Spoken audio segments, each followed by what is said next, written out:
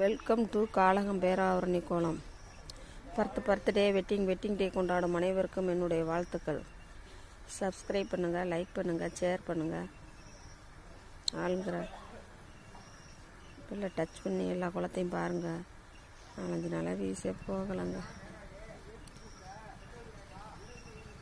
இது கூட சேனல் ஆரம்பித்தோம்னு வருது எனக்கு.